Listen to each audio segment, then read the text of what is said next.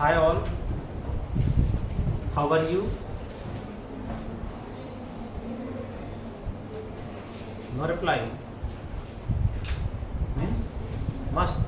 बहुत बढ़िया, अच्छी बात है. Let us continue our chapter number 4, 12th class. Chapter का नाम बता दो. चैप्टर का नाम ही याद रहा बस. इस चैप्टर में इतने फॉर्मूले हैं, यही नहीं पता चल रहा कौन सा फॉर्मूला कहाँ लगाना है. बट पता चलेगा कैसे? नोटबुक घर पे खोल के देखती नहीं? अच्छा, नोटबुक खोल के देखती. अच्छा, पढ़ते भी हो? अच्छा, पढ़ते हो. Chapter 4, 12th class. चैप्टर का नाम moving charges and magnetism. Moving charges and magnetism में लास्ट क्लास में हमने पढ़ा था torque on a coil. Coil rectangle हो, सर्कल हो, ट्राइंगल हो, कैसी भी हो, स्क्वायर हो, एरिया चेंज होगा, फॉर्मूला वही रहेगा. क्या फॉर्मूला था? NIAB sin alpha. Another formula was MB sin alpha. Alpha क्या था? ध्यान है? Angle between magnetic field and area vector. आज का topic is MCG. Full form is moving coil galvanometer. Moving coil galvanometer. Moving coil galvanometer क्या होता है समझते हैं जरा. टॉर्क वाला टॉपिक मैंने अभी सबसे कहा लिखने के लिए, बिकॉज वो टॉपिक जो यूं का यूं मूविंग कॉइल गैल्वेनोमीटर की वर्किंग है. ठीक है, तो पढ़ते हैं. मूविंग कॉइल गैल्वेनोमीटर क्या होता है? The device which measures. क्या मेजर करता है ये भाषा में? इट मेजर्स करंट नहीं, स्मॉल करंट और स्मॉल वोल्टेज. ये सिर्फ स्मॉल करंट मेजर कर पाता है. ज्यादा करंट मेजर करना हो तो इसमें चेंज करना पड़ता, मॉडिफिकेशन करना पड़ता है, और जो नया डिवाइस बनता है दैट इज नेम्ड एमीटर. वो भी पढ़ेंगे. ऐसे ही ये स्मॉल वोल्टेज मेजर करेगा. ज्यादा वोल्टेज मेजर करना है तो इसको मॉडिफाई करके वोल्ट मीटर बना लेते हैं. तो पहले बात करेंगे galvanometer and then ammeter and voltmeter. What is galvanometer? It can measure small current and small voltage.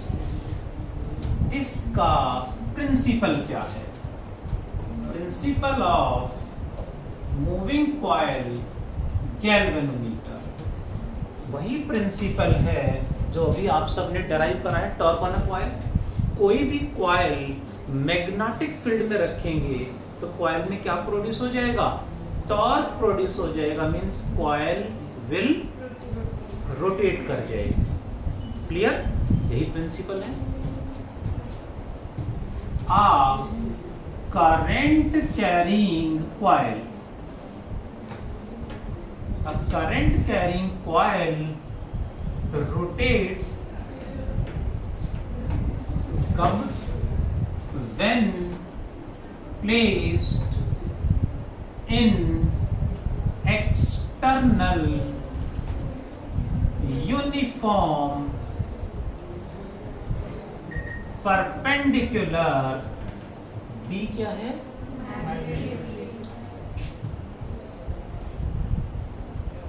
B क्या है?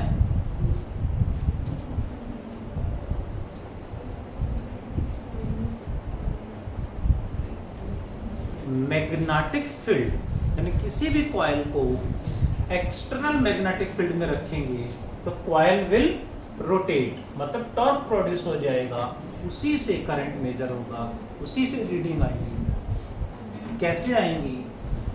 Late us talk about it. इसमें let us talk about construction. Construction generally exam में नहीं पूछी जाती, NCERT में given भी नहीं है। एनसीईआरटी में बड़ा ओवरव्यू डायग्राम दे रखा है और वर्किंग है बस। एग्जाम में प्रिंसिपल या वर्किंग ही आते हैं और थोड़ा सा कंस्ट्रक्शन को समझेंगे, क्योंकि एक्स्ट्रा क्वेश्चन जब बनेंगे तो वहाँ कंस्ट्रक्शन थोड़ी सी यूज होगी। ठीक है, तो कंस्ट्रक्शन की बात करेंगे, लिखना नहीं है बस समझना है। कंस्ट्रक्शन में what it is, it has a rectangular metallic frame, rectangular metallic frame freely suspended by a special wire named phosphor bronze wire.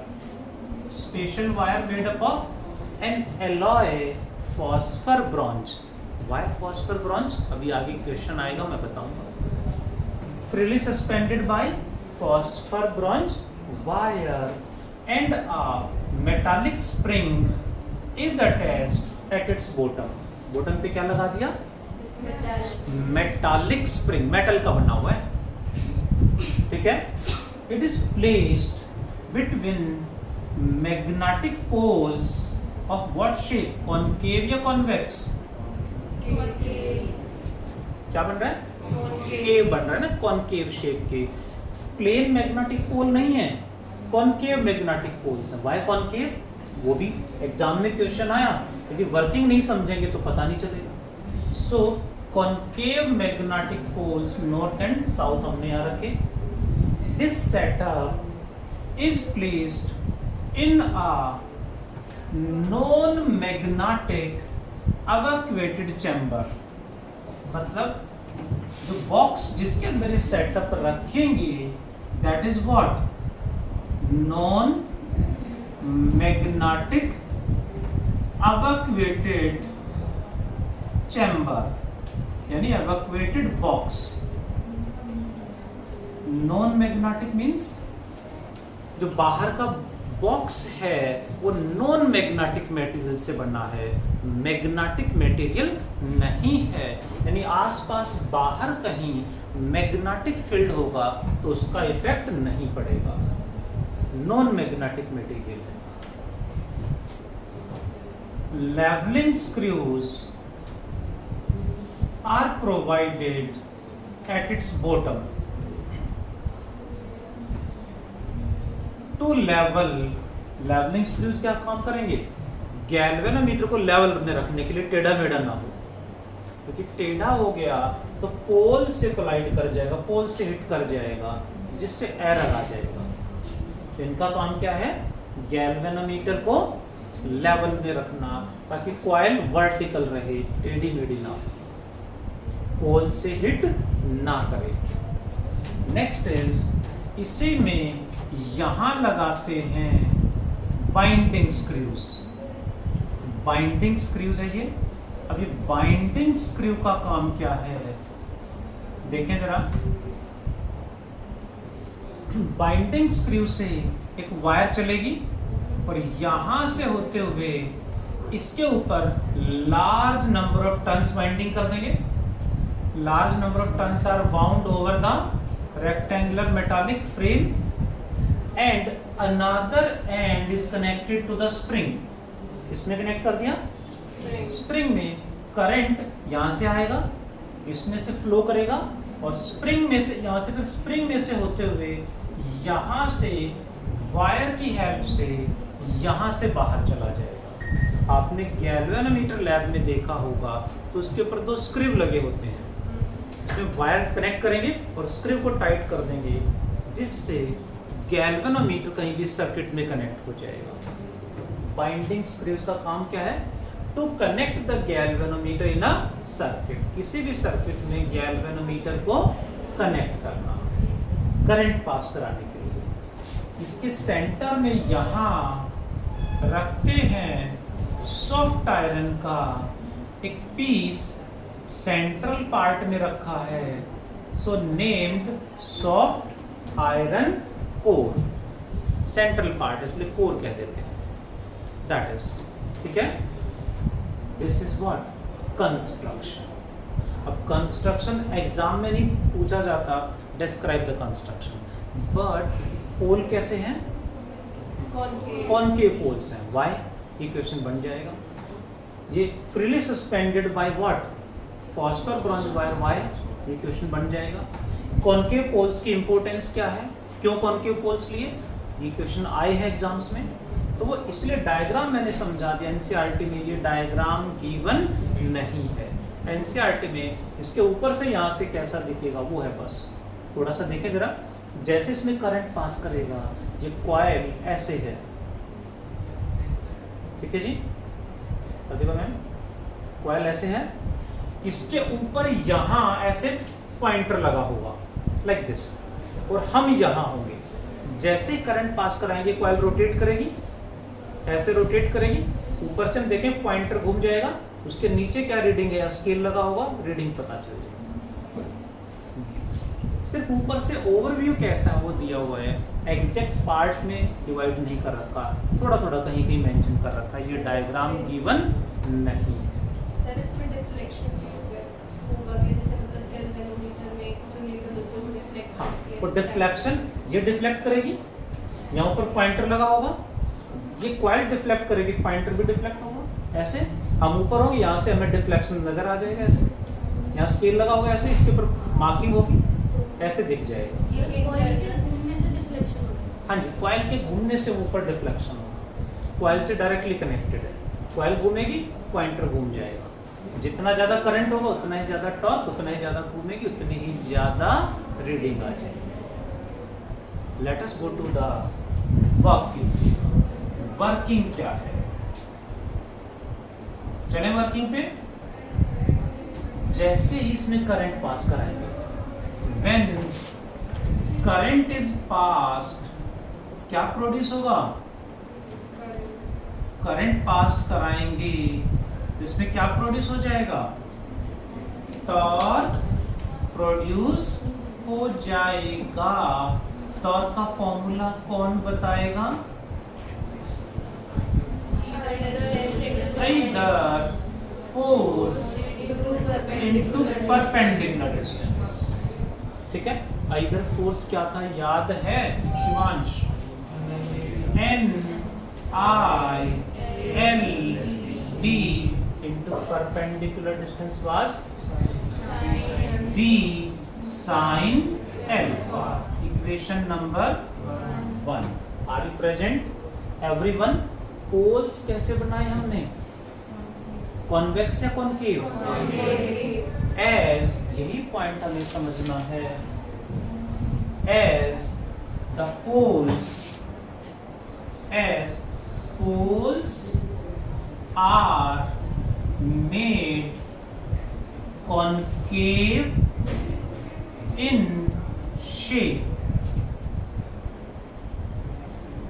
which produces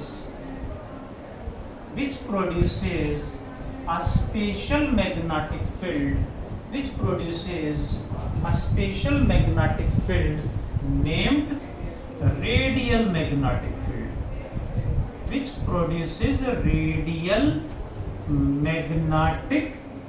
field,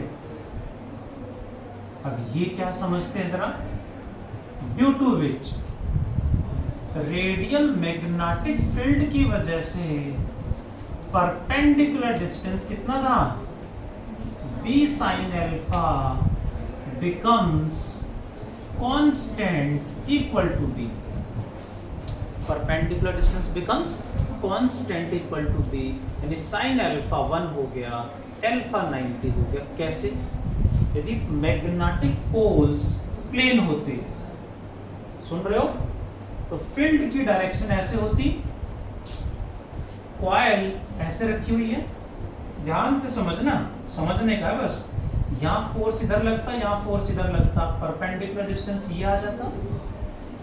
जैसे ही कॉइल रोटेट करके ये एंड इधर आएगा, ये एंड इधर जाएगा, कॉइल ऐसे आ गई, यहाँ फोर्स इधर, यहाँ फोर्स इधर, तो परपेंडिकुलर डिस्टेंस कितना बचा?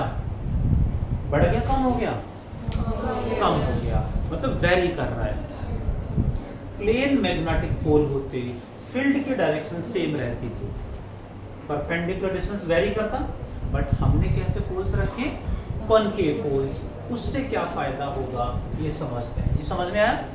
अब कॉनकेव पोल रखेंगे तो उसका बेनिफिट क्या होगा? देखो जरा, कॉनकेव पोल्स की वजह से कुछ ऐसे हैं, लाइक दिस, नॉर्थ साउथ। तो ऐसे में मैग्नेटिक फील्ड की बहुत सारी डायरेक्शन आ जाएगी, मैग्नेटिक फील्ड की बहुत सारी डायरेक्शन आ जाएंगी, कुछ ऐसे, लाइक दिस। अब बहुत सारी डायरेक्शन हैं, तो कॉइल ऐसे है, फोर्स ऐसे है, ये परपेंडिकुलर डिस्टेंस है। फील्ड की डायरेक्शन चेंज होने से, hope you are listening, change होने से जब कॉइल रोटेट करके ऐसे जाएगी, तो फोर्स ऐसे नहीं रहेगा, फोर्स ऐसे हो जाएगा। अब परपेंडिकुलर डिस्टेंस कितना है? इसके और इसके परपेंडिकुलर ये होगा, ये कितना है? सेम भी, यानी परपेंडिकुलर डिस्टेंस वेरी नहीं कर रहा है, कांस्टेंट हो गया। किसकी वजह से? कॉनकेव पोल्स की वजह से। ये क्वेश्चन बोर्ड एग्जाम में आया है, अक्सर ऐसा करते हैं। गैल्वेनोमीटर के बारे में कुछ नहीं पूछा, 2 मार्क्स का क्वेश्चन आ गया, डिस्क्राइब रेडियल मैग्नेटिक फील्ड। इसकी वर्किंग में से, बीच में से उठा लिया। मैग्नेटिक फील्ड कौन प्रोड्यूस कर रहा है? Concave magnetic poles. क्या स्पेशलिटी है रेडियल मैग्नेटिक फील्ड की? It has same magnitude but many directions. इसकी डायरेक्शन अलोंग द रेडियस है, अलोंग द रेडियल है, जिससे परपेंडिकुलर डिस्टेंस चेंज नहीं होता।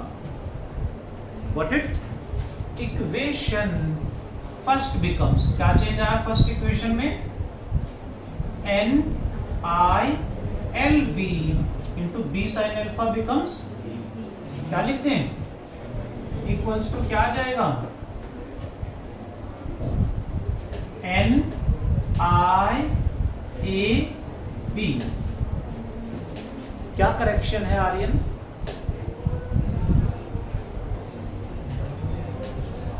लेंथ इनटू ब्रेड्थ एरिया कर दिया। शिवांश बताओ जरा, silent please, silent please. Shivansh बताओ। गौरी? सर कैपिटल बी आएगा। क्यों? क्योंकि लेंथ इनटू ब्रेड्थ एरिया होगा, कैपिटल बी तो मैग्नेटिक फील्ड है, तो कितना टॉर्क आ गया? एन आई ए बी, मतलब कांस्टेंट टॉर्क है। ये वेरिएबल था, जिसकी वजह से बहुत कॉम्प्लिकेटेड डिवाइस बन गया था, बट कॉनकेव पोल यूज करने से कांस्टेंट टॉर्क आ गया, जिससे कैलकुलेशन बहुत आसान हो गई, डिवाइस बहुत सिंपल हो गया। कैसा टॉर्क आ गया? कांस्टेंट। ये टॉर्क क्या करेगा? कॉइल को रोटेट कराएगा, कॉइल को रोटेट कराएगा। देखिए जरा, coil rotates due to this torque, due to which क्या होगा? Due to which restoring torque is set up. Restoring torque is set up. कैसे जी? क्यों? देखें जरा, डेली लाइफ में बहुत बार हम ऐसा करते हैं, we are taking some material like, कुछ भी पैक करा लिया हमने, लाइक मोमोज,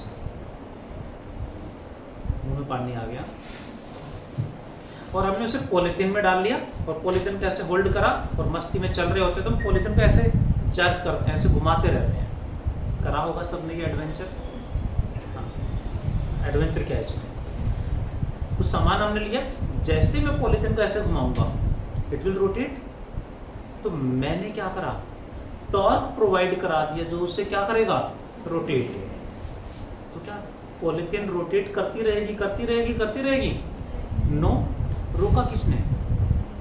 उस पॉलीथीन की अपनी मटेरियल की इलास्टिसिटी है जो उसमें रीस्टोरिंग टॉर्क सेटअप कर देगी। मैंने तो रोटेट कराया, अभी कर रहे हैं एक्सपेरिमेंट, तो मुझे लगा पॉलीथीन हो गया ठीक है। हमने तो टॉर्क अप्लाई कर दिया, उसे रोटेट करा दिया। रोका किसने? रीस्टोरिंग टॉर्क ने। पॉलीथीन की अपनी इलास्टिसिटी है जो उसमें रीस्टोरिंग टॉर्क सेटअप करेगी, जो उसे रोकेगी। अप्लाइड टॉर्क क्या करेगा? रोटेट कराएगा। रिस्टोरिंग टॉर्क क्या करेगा? रोकेगा। जैसे ही दोनों इक्वल होंगे वहां पॉलीथीन जाके रुक जाएगा। ये तो कांस्टेंट है। इसकी वजह से कॉइल ने रोटेट करना है, जिससे फॉस्फर ब्रॉन्ज वायर में, किसमें? फॉस्फर ब्रॉन्ज वायर में ट्विस्टिंग होगी। ट्विस्टिंग कैसे?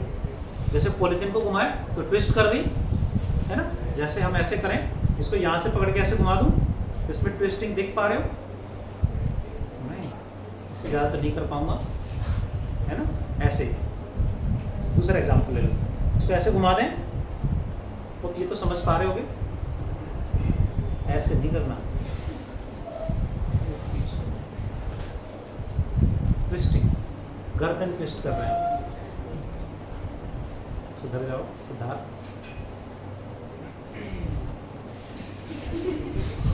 को बोल रहे हैं। देखिए जरा प्लीज, मटेरियल में जैसे इसमें मैंने कहा ऐसे घुमाएंगे तो इसमें ट्विस्टिंग हो रही है, इसको धागा उसको ऐसे ट्विस्ट कर देते हैं।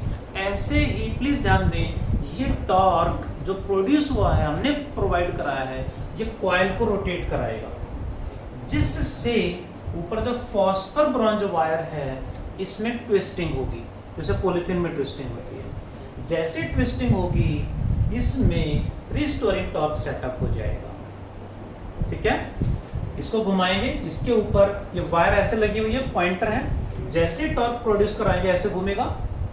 फॉस्फर ब्रॉन्ज वायर में क्या सेटअप हो गया? रिस्टोरिंग टॉर्क, जो क्या करेगा? रोटेट या अपोज? अपोज करेगा। इसने रोटेट कराना है, रिस्टोरिंग ने अपोज करना है। जहां इक्वल होंगे वहां जाके पॉइंटर रुक जाएगा। जहां रुका उसके नीचे स्केल लगा हुआ है, ऊपर से हम देख रहे हैं, रीडिंग नोट कर लेंगे। So due to this torque,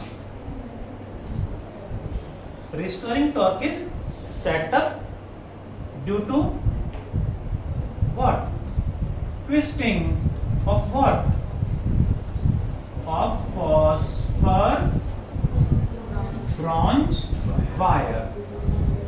phosphor bronze wire की ट्विस्टिंग करने से रिस्टोरिंग टॉर्क सेटअप होगा। रिस्टोरिंग टॉर्क का फॉर्मूला बता दो जी। रिस्टोरिंग टॉर्क का फॉर्मूला पता है? टाउ डैश लगा दें, directly proportional to and opposite to theta. Theta क्या है यहाँ पे? डिफ्लेक्शन। जितना कॉइल ज्यादा डिफ्लेक्ट करेगी उतना ही ज्यादा टॉर्क बढ़ता जाएगा। हमने 11th में पढ़ा था रिस्टोरिंग फोर्स, हुक्स लॉ पढ़ा था, F proportional to -x। Hooke's law पढ़ा था हमने, जितना स्प्रिंग को ज्यादा स्ट्रेच करेंगे उतना ये बढ़ता जाएगा। ऐसे जितना इसको ज्यादा रोटेट कराएंगे उतना ही टॉर्क बढ़ता जाएगा। मतलब कांस्टेंट है, वेरिएबल? वेरिएबल है। Proportionality constant in this case is, let me take theta small k, sorry, proportionality constant is small k। क्या नाम रखें? Torque constant. स्प्रिंग में होता है फोर्स कांस्टेंट या स्प्रिंग कांस्टेंट, यहां आएगा टॉर्क कांस्टेंट। ये कांस्टेंट है, इसकी वजह से डिफ्लेक्शन होगा। डिफ्लेक्शन बढ़ने से ये बढ़ता जाएगा। बढ़ते बढ़ते जैसे ही इसके इक्वल होगा, ये रोटेट करा रहा है, ये अपोज कर रहा है, जैसे ही ये इसके इक्वल होगा वहां जाके कॉइल रुक जाएगी, रेस्ट में आ जाएगी, इक्विलिब्रियम में आ जाएगी। That is named what? In equilibrium. In equilibrium क्या होगा? Applied torque must be equal to restoring torque. Applied torque must be equal to restoring torque. Applied torque का फॉर्मूला कार्तिक है NIAP capital B and restoring torque K theta. Magnitude equal put करेंगे direction में, minus direction बता रहा है. हम क्या major कर रहे हैं? गैल्वेनोमीटर क्या मेजर कर रहा है? करंट. आई को यहीं रख लूं, इक्वल टू क्या लिख दें प्रकृति? KNBA by theta. नहीं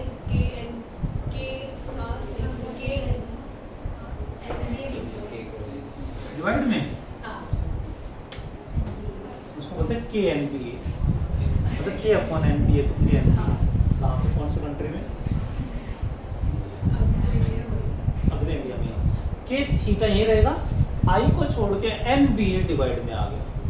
किसी भी गैल्वेनोमीटर के लिए ये टर्म, एक बार गैल्वेनोमीटर की मैन्युफैक्चरिंग हो गई, ये टर्म कांस्टेंट हो जाती है, which is named G theta, where G is equal to K by NBA, known as galvanometer constant. किसी भी गैल्वेनोमीटर के लिए these terms remains constant. Constant को हटा दें तो प्रोपोर्शनैलिटी साइन आएगा. जितना ज्यादा डिफ्लेक्शन उतना ही ज्यादा करंट. इजीली एक सिंपल स्केल हम बना देंगे. Hence a linear scale can be used. ध्यान देने वाला पॉइंट क्या है? यदि हम कॉनकेव पोल नहीं रखते, रेडियल मैग्नेटिक फील्ड नहीं रखते, तो साइन अल्फा फॉर्मूले में रह जाता. साइन अल्फा यहाँ रहता, जिससे फाइनल आंसर में भी यहाँ साइन अल्फा आ जाता, जिससे पॉइंटर करंट पास कराते, पॉइंटर से रीडिंग नोट करते, उसके बाद भी हमें कैलकुलेशन करके करंट निकालना पड़ता. एंड जो स्केल यहाँ डिजाइन करते, जो स्केल इसके ऊपर यहाँ लगाएंगे, ऐसे स्केल लगेगा, पॉइंटर घूमेगा, स्केल में जो डिविजन्स हैं वो इक्वली डिवाइड नहीं होते, वेरिएबल होते, बहुत ज़्यादा कॉम्प्लिकेटेड होते. बट हमने कैसा पोल लिए? कॉन्वेक्स या कॉनकेव? कॉनकेव, जिसने कैसा फील्ड प्रोड्यूस करा? Radial magnetic field, due to which क्या चेंज हुआ? Perpendicular distance b sin alpha becomes constant equal to b, जिसकी वजह से डिवाइस इजी, कैलकुलेशन बहुत ज्यादा इजी हो गई. That is galvanometer constant is G. This is the working of galvanometer. But इसमें एक दो पॉइंट और यूज होते हैं, like one is current sensitivity. Current sensitivity means theta by I. What is the value of theta by I? Yes. Theta को यहीं रख लूं, I को नीचे ले जाऊं, बाकी सारा उधर. NBA by K. One more term we use, voltage sensitivity, theta by voltage, यानी theta by IR. R as it is, theta by I same आ जाएगा NBA by K. R साथ में आ गया. यहाँ अक्सर क्वेश्चन बनता है, how will you increase the sensitivity of a galvanometer? Sensitivity of a galvanometer can be increased by increasing number of turns, magnetic field, area, and by decreasing torque constant K. अब question आया तो sensitivity increase करनी है तो number of turns बढ़ाने पड़ेंगे. Number of turns एक limit से ज़्यादा नहीं बढ़ा सकते, क्योंकि जितने ज़्यादा वायर की वाइंडिंग करेंगे उस वायर का रेजिस्टेंस सर्किट में ऐड होता जाएगा. रेजिस्टेंस बढ़ता जाएगा। सो एक लिमिट से ज़्यादा वायर हम वाइंडिंग नहीं कर सकते, नंबर ऑफ टर्न्स ज़्यादा नहीं रख सकते। Next is magnetic field. Magnetic field भी हम मैग्नेटिक फील्ड के लिए क्या यूज़ कर रहे हैं? Magnetic poles, permanent magnet. Field ज़्यादा चाहिए तो बड़े पोल रखने पड़ेंगे। बड़े पोल रखने का मतलब है गैल्वेनोमीटर का साइज बड़ा हो जाएगा, बट हमें तो कॉम्पैक्ट साइज गैल्वेनोमीटर चाहिए। लैब में देखा होगा छोटा सा गैल्वेनोमीटर होता है जिसे हम इजीली इधर से उधर रख सकें, बैग में तो ना डालें, है ना। बट कॉम्पैक्ट साइज हमें चाहिए, छोटा साइज चाहिए। तो मैग्नेटिक पोल्स का साइज एक लिमिट से बड़ा नहीं कर सकते, क्योंकि कॉम्पैक्ट साइज गैल्वेनोमीटर हमें चाहिए। तो एक लिमिट से ज़्यादा बी को नहीं बढ़ा सकते। What is a? एरिया भी बढ़ाएंगे कॉइल का तो गैल्वेनोमीटर का साइज बढ़ेगा, वो भी एक लिमिट से ज़्यादा इंक्रीज नहीं कर सकते। तो कैसे बढ़ाएं? बाय डिक्रीजिंग के। के क्या है? टॉर्क कांस्टेंट है।